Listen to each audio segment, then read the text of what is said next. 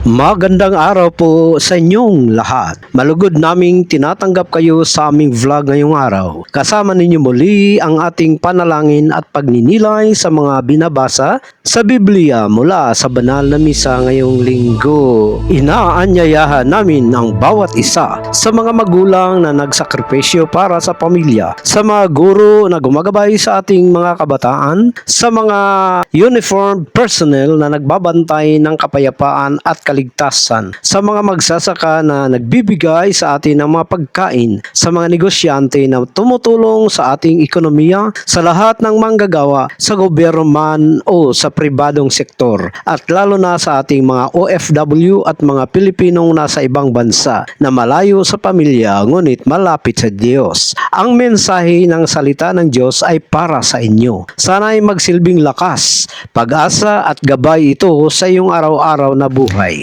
Ipahintulot na bago tayo magpatuloy sa ating pagbabasa, manalangin muna tayo. Panginoong Diyos, amang makapangyarihan sa lahat, lumalapit kami sa iyo ng may mapagkumbabang puso. Salamat po sa bagong araw, sa buhay, at sa pagkataong nakakasama ang iyong banal na salita. Buksan mo po ang aming isipan at puso upang lubos naming maunawaan at matanggap ang mga aral na nakasulat sa Biblia. Naway maging liwanag ito sa aming landas, gabay sa aming mga desisyon at lakas sa aming pang-araw-araw na gawain. Iaalay din namin sa iyo ang lahat ng aming mga kapatid, ang mga magulang, guro na sa uniforme or mga uniform personnel, magsasaka, negosyante, mga manggagawa sa gobyerno at pribadong kumpanya, at lalo na ang ating mga OFW at mga Pilipinong nasa ibang bansa, mga senior citizen. Pagpalain mo po sila, ingatan sa lahat ng panganib at bigyan ng sapat na lakas at pag-asa. Ang lahat ng ito ay hinihiling namin sa pangalan ni Jesus, aming tagapagligtas. Amen.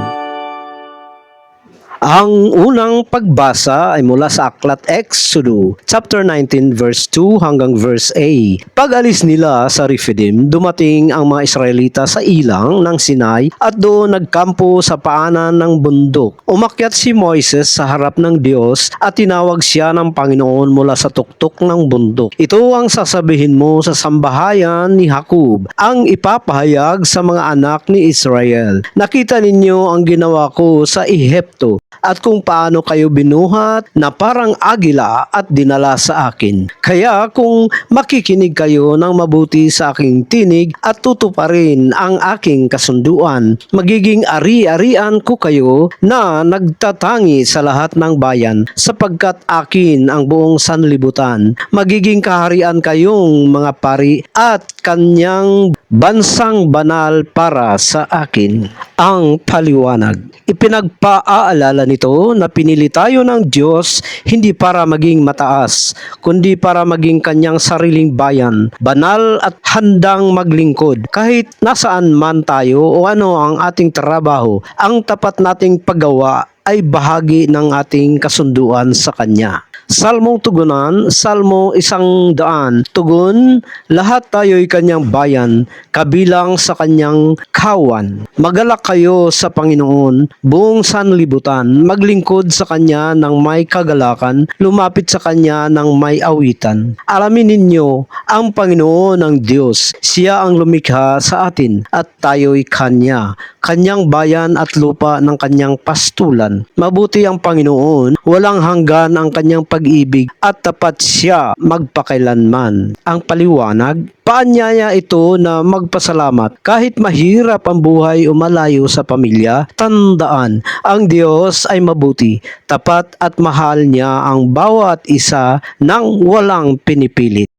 Ang ikalawang pagbasa ay mula sa aklat ng Roma, chapter 5, verse 6 hanggang verse 11. Nang tayo'y mahina pa at walang kakayahan, namatay si Kristo sa takdang panahon para sa mga makasalanan. Mahirap mamatay para sa matuwid. Marahil ay nangahas mamatay para sa mabuti. Ngunit ipinakita ng Diyos ang kanyang wagas na pag-ibig nang tayo'y mga makasalanan pa. Namatay si Kristo para sa atin. Dahil sa kanyang dugo, pinatawad na tayo at maliligtas mula sa puot ng Diyos. Noong tayo'y kanyang mga kaaway pa, ay pinagkasundo niya tayo sa pamagitan ng kamatayan ng kanyang anak. Lalo na ngayong nagkasundo na, tiyak na maliligtas tayo sa pamamagitan ng kanyang buhay at higit pa ito, nagagalak tayo sa Diyos sa pamamagitan Hesus Kristo na ating Panginoon, na sa pamamagitan niya ay tinanggap natin ang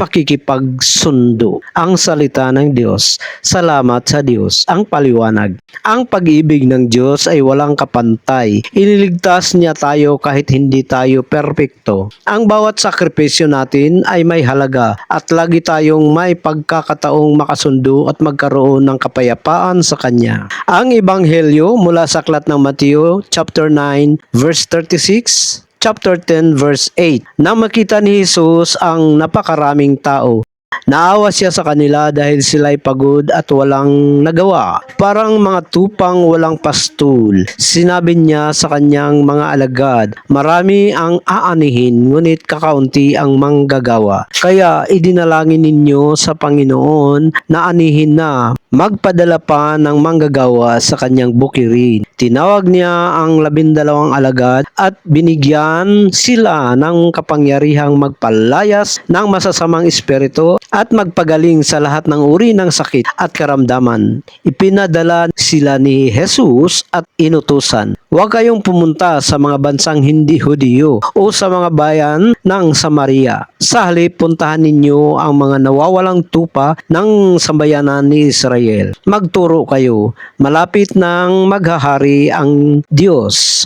Panalangin ang may sakit, buhayin ang patay, linisin ang may ketong, palayasin ang masasamang espiritu, tinanggap ninyo ng walang bayad, ibigay ninyo rin ng walang bayad. Ang mabuting balita ng Panginoon, purihin ka o Panginoon. Ang paliwanag, nakikita ng Diyos ang ating pagod at hirap. Tinawag niya tayong maging mapanggagawa. Ang paliwanag, nakikita ng Diyos ang ating pagod at hirap. Tinawag niya tayong maging manggagawa ng kabutihan sa tahanan, sa trabaho o kahit sa ibang bansa. Ang biyayang tinanggap natin ay dapat ibabahagi din sa iba ng walang hinihintay na kapalit. Panalangin ng pagtatapos.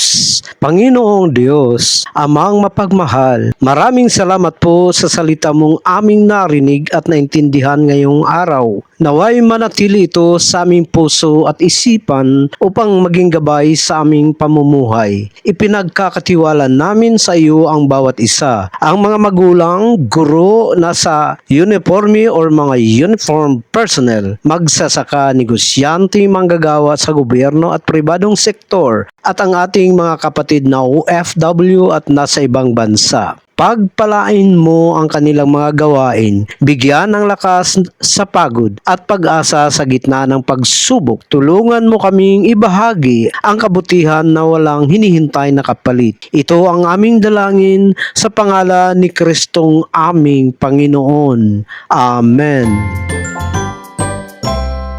Kaya, mga kaibigan, ang salita ng Diyos ngayon ay paalala. Tayo ay pinili, minamahal, at tinawag upang maging mabuting manggagawa saan man tayo makarating. Kahit anong trabaho o katayuan, basta tapat at may pananampalataya, ito ay dakilang paglilingkod sa Diyos at sa kapwa. Huwag mawala ng pag-asa. Ang Panginoon ay laging kasama natin. Maraming salamat sa pagsama at pakikinig. Huwag kalimutang mag-subscribe sa mga hindi pa nakapag-subscribe at ibahagi ang video at pindutin ang kampanilya para sa mga susunod nating babasahin at pagninilay. Ingat po kayong lahat. Pagpapalain kayo ng may kapal at magkita-kita ulit tayo muli sa susunod na vlog. Ang Diyos ay pagpapalain sa inyong lahat. Paalam po.